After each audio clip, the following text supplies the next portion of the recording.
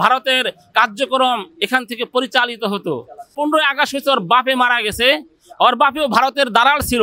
এটা হচ্ছে ওই কার্যালয় যে হাসিনা এখানে বসে বসে যার দলের লোকেরা মানুষদেরকে গুম হত্যার আয়না করে কারে কিভাবে কি করবে এই নির্দেশনা দিত।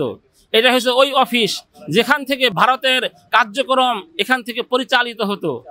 এই অফিস থেকেই নির্দেশনা দেওয়ার কারণে এরা 5ই আগস্ট পালিয়ে গেছে। 5ই আগস্ট হচ্ছে শেখ হাসিনার পলায়ন দিবস, অর্থাৎ এদেশের মানুষ তাকে বাধ্য করেছে। আর 15ই আগস্ট হচ্ছে ওর বাপে মারা গেছে, ওর বাপেও ভারতের দালাল ছিল।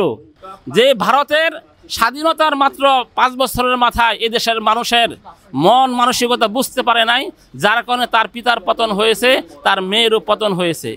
আমার কথা হলো যে এত বড় একটা অন্যায় অপরাধ করার পরেও যেখানে হাজার হাজার মানুষদেরকে মেরেছে, শহীদ করেছে, তার অন্তরের মধ্যে কোনো সূচনা নাই, ব্যথা নাই।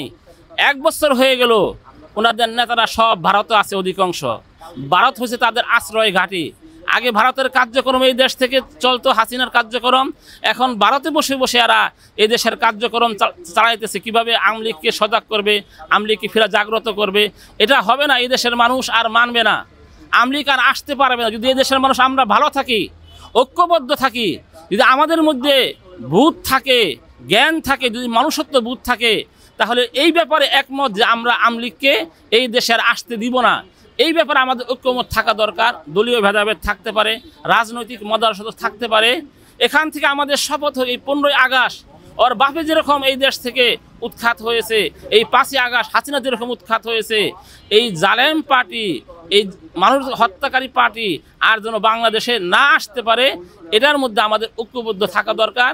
এটা হচ্ছে ইবলিসের কাজ, শয়তানের কাজ। অনুশোচনা নাই, এই অনুশোচনা, ব্যথা, আবেগ এদের মধ্যেও নাই। আর বাস্তব কথা হলো, শেখ হাসিনা যেদিন পালিয়ে গেছেন ওদিনকার তার পরের দিন হয়তো জয় একটা সাক্ষাৎকার দিয়েছিলেন, বলেছিলেন যে আপনাদের দেশ কেমনে চলবে এটা আমরা জানি না, আমার মা বিদেশে এসে পড়েছে, আমরা বিদেশে সেটেল।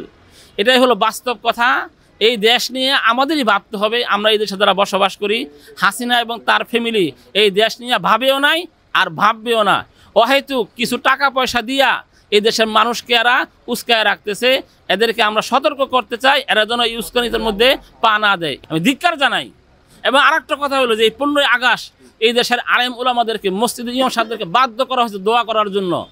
দোয়া না করলে চাকরি যাবে গা। দোয়ার মধ্যে শেখ মুজিবের নাম বলছে, আবার বলে নাই 1000 বছরের শ্রেষ্ঠ বাঙালি, এই কথা বলা নাই কেন? ওর বাপের নামটা অর্ধেক লইছে কেন? অনেক আলেমদেরকে, অনেক মসজিদের ইমামদেরকে বাধ্য করা হয়েছে এই দোয়া করার জন্য। 15ই আগস্ট মানুষদেরকে বাধ্য করে দোয়া আদায় করছে। এখন দোয়া করে না কেন? তাহলে বোঝা গেল দোয়ার উপযুক্ত না, এরা দোয়ার উপযুক্ত না, মানুষের সহানুভূতি পাওয়ার উপযুক্ত না। যার কারণে এদের জন্য এখন আর কি দোয়া করে না, বদ দোয়া করে। এদের বিচার চায়, এদের মানুষ ফাঁসি চায়, এদের কার্যক্রমে মানুষ ঘৃণা জানায়, ধিক্কার জানায়, এদের বিচার চায়। আমিও ব্যক্তিগতভাবে বিচার চাই এবং এদের ফাঁসি চাই। এটাই হলো আমার কথা।